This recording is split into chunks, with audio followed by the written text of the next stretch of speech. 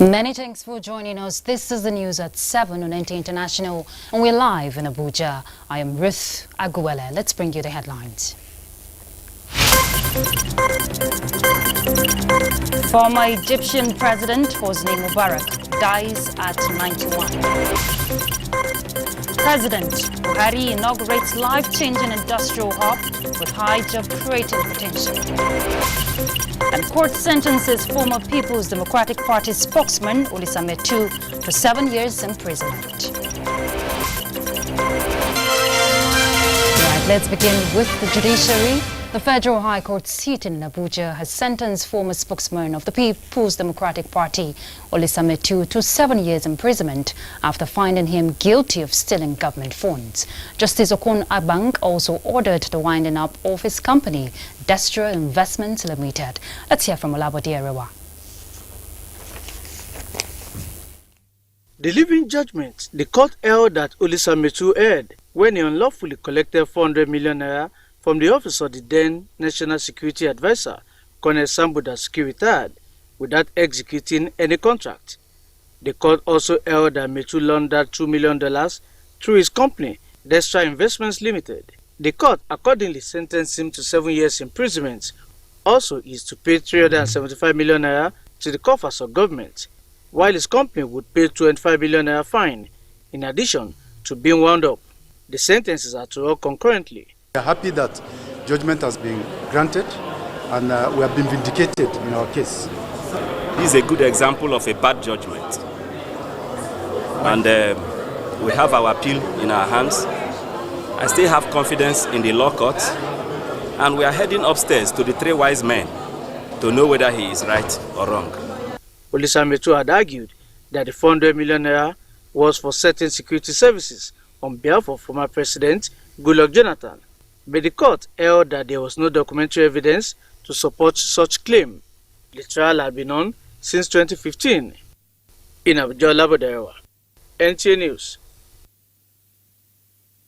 Infrastructure now. There are two iconic projects, the Ore Flyover Interchange and Ondo-Linyi Industrial Hub, have been inaugurated by President Muhammadu Buhari. The project, executed by the Akeredolu's administration, is aimed at enhancing job opportunities and socio-economic development of the Sunshine State. State House correspondent Adamu Sambo will tell us more. It was a massive show of solidarity, support and indeed adoration for President Muhammadu Buhari as he arrived Ore, home of bitumen and commercial nerve center of Ondo State.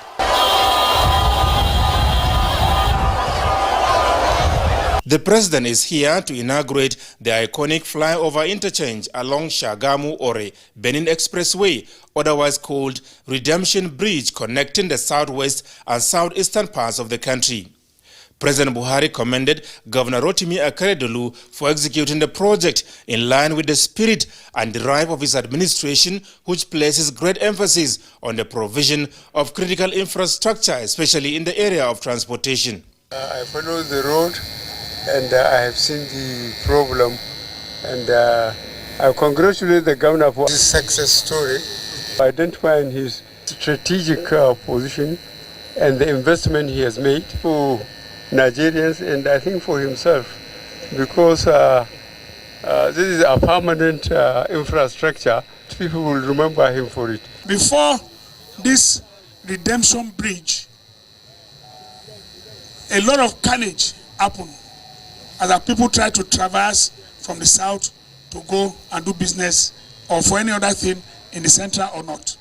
We gave promise when we were campaigning, and we decided we must keep the promise. So that's why the law is here. It's a promise made, a promise kept. During the event, the president assured the people of Ondo State that the federal government will meet its obligations to the state on the construction of the project aimed at easing traffic congestion and boosting economic activities. President Muhammadu Buhari also inaugurated Ondo-Linyi Industrial Hub in Odigbo local government area of the state, a public-private partnership investment between the state government and a Chinese consortium. The industrial hub will not only deliver inclusive growth, create job opportunities, but also enhance the economic fortunes of the Sunshine State. I take this opportunity to commend the investors who saw Nigeria and Ondo State in particular as a viable investment destination. I want to assure you of our continued support, both at federal and state level, as we move forward to the next phase of this project's life cycle. I am confident through this project, based here, will utilize locally available raw materials to create jobs for young men and women, increase knowledge and capacity, and support our import substitution policies. Was massively subsidized for establishment of this Ondo industrial hub with the understanding that the people of Ondo will be the primary beneficiaries. The potentials of industrialization in Nigeria is immense, and we pride ourselves in Ondo State that we are the ED treasure of Nigeria.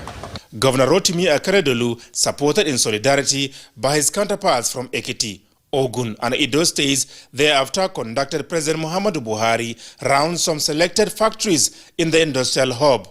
These include the high-density fireboard and paper factories, the largest cassava to ethanol plant, as well as the win-win textile factory. President Buhari, who appreciated the show of support by the royal fathers in the state, asked them to sustain collaborative efforts with the state government for the desired expansion and success of the critical investment. President Muhammadu Buhari has since returned to Abuja. Adamu Sambu, NTA News. In other news, the world over mourns former Egyptian President Hosni Mubarak, who ruled for almost 30 years and stepped down after a popular revolution in 2011. He died at age 91. Mubarak served as Egypt's fourth president until his ouster in what was known as the Arab Spring Revolution. Justin Bem Unyi gives a brief history of Egypt under Hosni.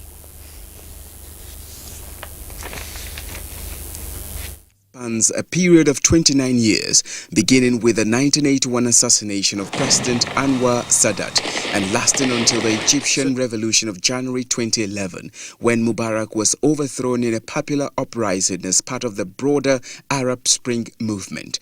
Hosni Mubarak became the president of Egypt following the assassination of Anwar Sadat on 6 October 1981. This was subsequently legitimized a few weeks later through a referendum in the People's Assembly, the lower house of Egypt's bicameral legislature. He had previously served as vice president since 1975, a position he gained after rising through the ranks of the Egyptian Air Force during the preceding 2 decades. He also held the title of Deputy Defense Minister at the time of the 1973 October War. He was jailed for years after the uprising, during which he was ousted but was freed in 2017 after being acquitted of most charges. Throughout his rule, he was a stalwart U.S. ally, a bulwark against armed groups, and guardian of Egypt's peace with Israel. But to the tens of thousands of young Egyptians who rallied for 18 days of unprecedented street protests in Cairo's central Tahrir Square and elsewhere in 2011, Mubarak was a relic, a latter-day pharaoh. وسوف أكلف الحكومة الجديدة اعتبارا من الغد بتكليفات واضحة ومحددة للتعامل الحاسم مع أولويات المرحلة الراهنة. Mubarak died weeks after undergoing surgery. He is survived by his wife Susan and his sons Gamal and Allah. Justin Bem Unyi, NTA News. And to talk further on that, I'm being joined in the studio by an international affairs analyst, Ayobami Akonji. Good to have you, Ayobami. Thanks for having me. Okay, now, how would you describe the former president of Egypt, talking about Hosni Mubarak, in relation to what was known as the Arab Spring Revolution? Well, inside right now, the entire space is dominated with the experience of Hosni Mubarak during the Arab Spring, because he was the second president from the Arab Spring. Arab countries actually fell during the revolution. He tried his best to see how he could stay in power for a long time, but of course, after the 18 days campaign by the citizens of Egypt, he had to step aside, and then there had to be an election which was won by Mohamed Morsi. which also within a year, he was overthrown and ousted, and was being succeeded by the Minister of Defense and President Abdul El-Sisi. Hosni Mubarak has been a very strong and domineering figure in the Egyptian politics. You know, like you rightly said, he's the fourth president that was the longest-serving president. But he became very popular with people in Egypt during the Israel and Egyptian War of 1973. You know, he led the Egyptian Air Force into the attack, and they were able to reclaim the Sinai Peninsula from Israel. That was able to bolster his image in Egypt and the Arab country, and we all know him to be a pro-West ally. But I think summarily he has been seen as someone who has been a stabilizing factor on peace and stability within the Western Arab nations. And also on the African continent, we can remember him for playing several roles with President Obasanjo in Nigeria and finding lasting peace and solution into the crisis in Sudan and other sundry issues we have across the globe. But particularly, he played a significant role within Israel and Palestine. He has been shuttling and hosting different tones of summits and meetings between Israel and Palestine to find a lasting solution to peace and security and stability within that region. Okay, and as the longest-serving president, what change would you say the revolution brought for Egypt, talking about during his time? I think it brought the change has to do with the psychic, the fact that you don't have a strong man, you have to actually build strong institutions. Because whoever knew, they call him the Pharaoh of Egypt, where he never ever knew he was ever going to leave power at any time. He left power, he was tried for 6 years, he was cleared of corruption, but he was locked up and then he died afterwards. So I think in the end of it, the Egyptian system or the Egyptian leadership, they understand that you shouldn't underestimate the power of the citizenry and also the power of social media, because of social media that they were able to use as a platform for the revolution that went through the entire Arab nations and took a lot of strong leaders from Muammar Gaddafi to Hosni Mubarak and to the leaders of Tunisia and other countries around the Arab nations. And a lot of people have described him in their own terms, but what lessons can African leaders learn from the life and times of the former Egyptian leader? Excuse me. I think African leaders need to understand that you need to leave a lasting memory. You have to leave a lasting legacy that will stand, that will be your footprint in the sand of time. So in case you leave, there can be always a reference point of what you've been able to do.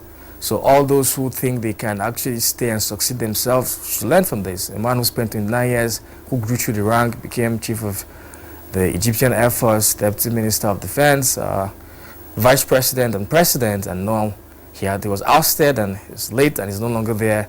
Needs to think about what's going to be a legacy. I think that's one thing African leaders need to look around.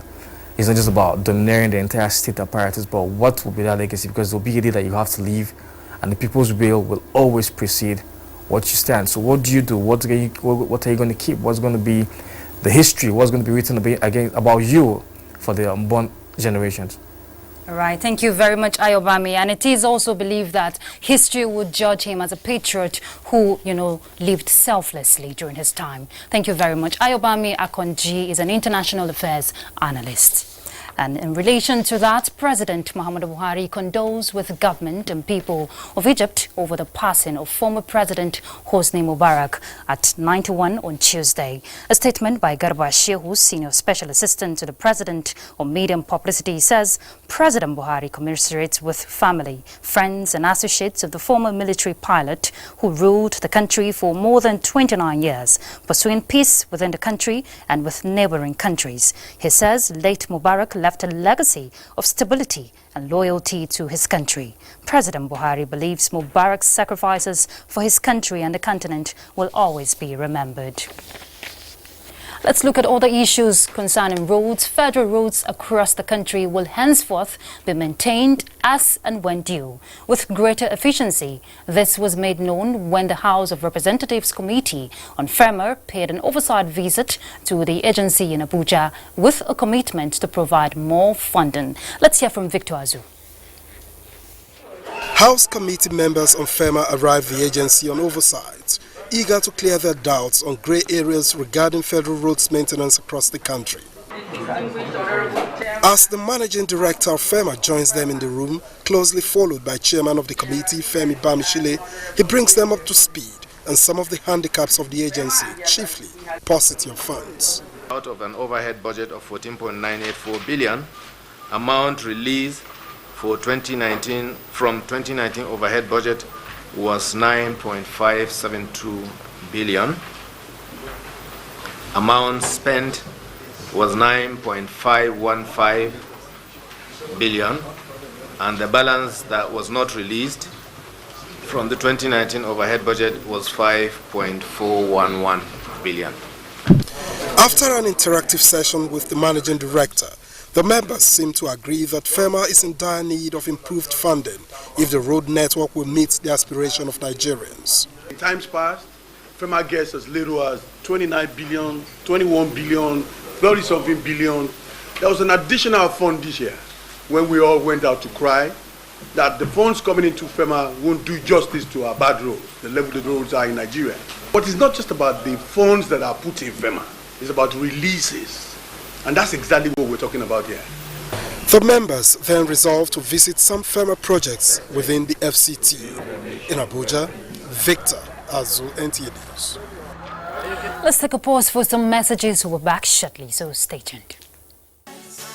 Naija, your love guest. I do believe in love at first sight. I just think it's not possible. You know, as a man, you're moved by what you see. My love at first sight is a mental connection. Personally, don't want someone really shorter than I am. Guys really don't pick up on things like that sometimes, and I'm guys. My goal, is to find love. I just like them average, light skin. My move button is just showing me too much love. You might be the most beautiful woman in the world, but if your nails are not straight and clean, I ain't doing with you. Bad breath, bad odors of any kind. I'm the mumu naturally, so... I will be gone. I'll be a mumu for life. I love attention, maybe food. I want to try again. If a woman is like my heaven, like she gives me peace, I'm good. I was at the point of getting married, or my dad didn't approve of the relationship. With me, my man. I want someone that's a little bit taller than I am and muscular. I think you actually have to know a person to a certain degree before you say you're in love with them.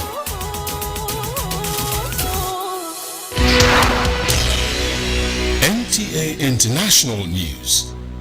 Africa as it is.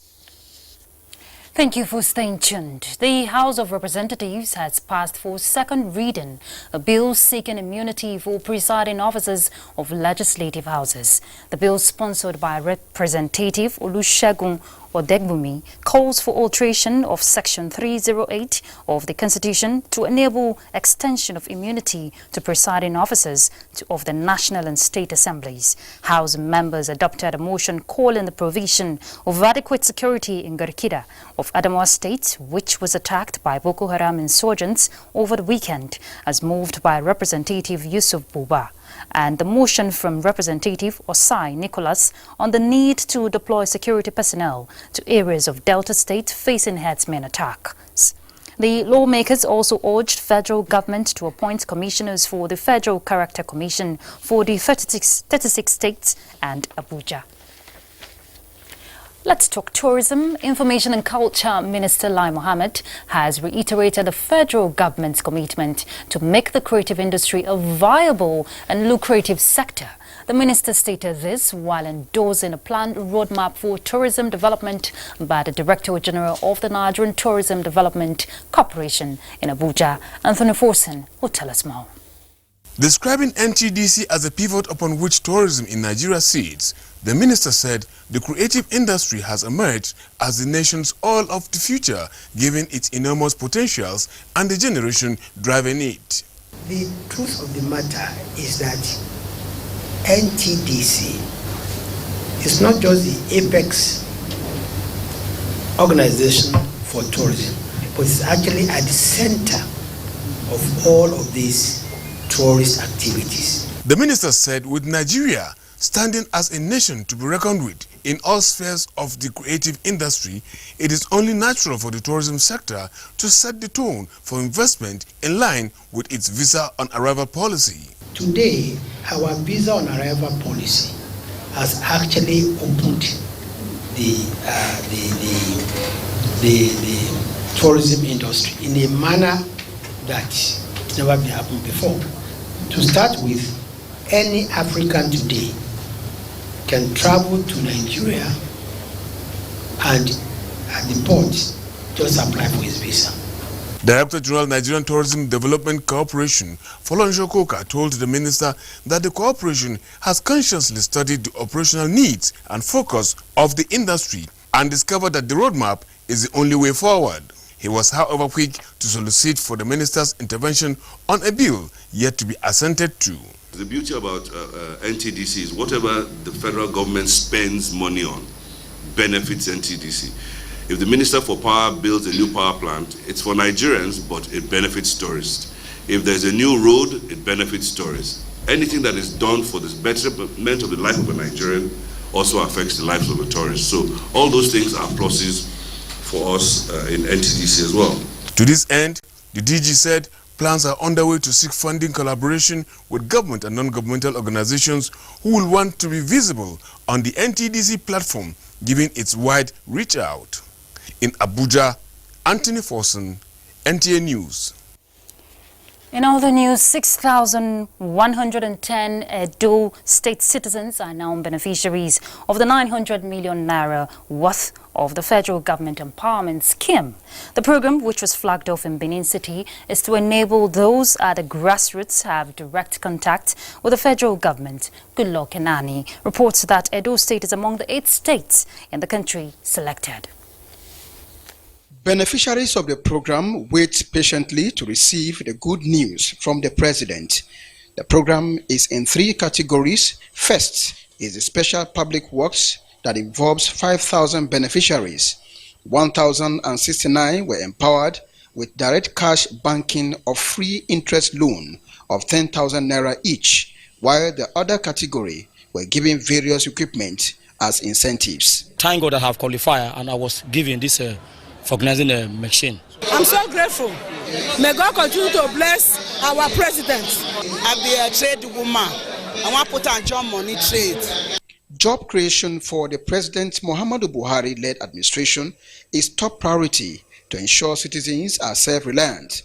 There is a conscious effort to reach people at the grassroots. This president, as much as he's concerned about the rich also, is also very concerned about how to reach the very bottom of the social ladder.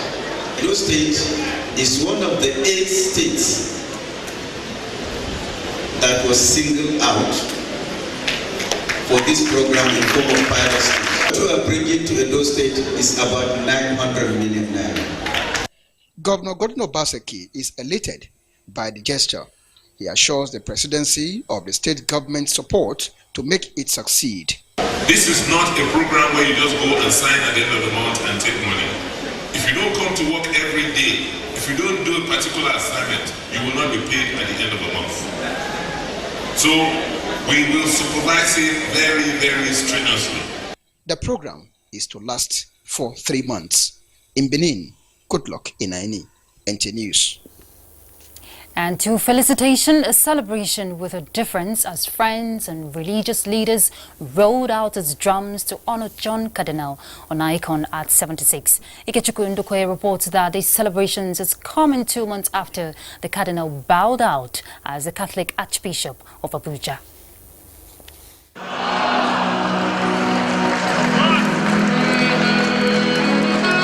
An evening to celebrate a man of excellence who has been in the Lord's vineyard for more than 50 years.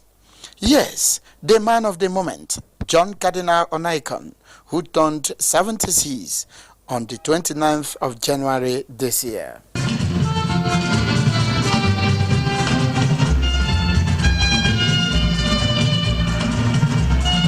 The celebrant, John Cardinal Onaikon, rose through the spiritual ranks, ordained as a priest in August 1969, subsequently consecrated on the 6th of January 1983 by late Pope John Paul II, and was anointed as cardinal by Pope Benedict XVI. If you look at his birth up to how he went through the university, he always set records. Not only from a small place called Alede, where I went to school, up to seminary in Ibadan, where major seminary, and in Rome. His record is still unbeaten. And he has demonstrated forthrightness in addressing some of the issues that come up. But above all, What endeared me to be part of this celebration is his love for peace. The Baba that is marking his 76th birthday has been a symbol of peace. He has been a symbol of unity. He has been a symbol of Abrahamic life. He is not only a spiritual father, he is also a social critic. And apart from being a social critic, he's an academician. He can analyze contemporary issues, not minding whose ox is God. If I'm in good health of mind and body, I will just continue as before, serving God, doing the three things for which bishops are ordained, namely, to teach, to sanctify, and to guide. The life of the cardinal is centered on the will of God, as his motto is, "Let thy will be done," which he enjoyed in retirement. In Abuja, Ikechukwu Ndukwe, NTA News. And we wish the Cardinal more blessings and good health. And just before we go, let's check out Wednesday's weather prospect.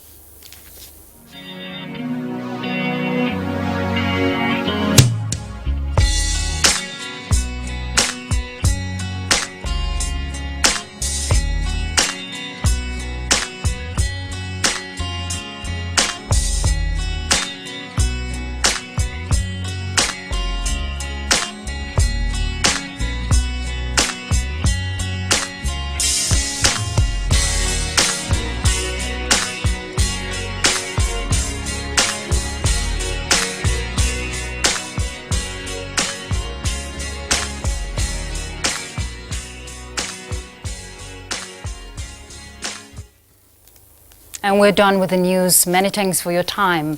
I'm Ruth Aguele. Bye.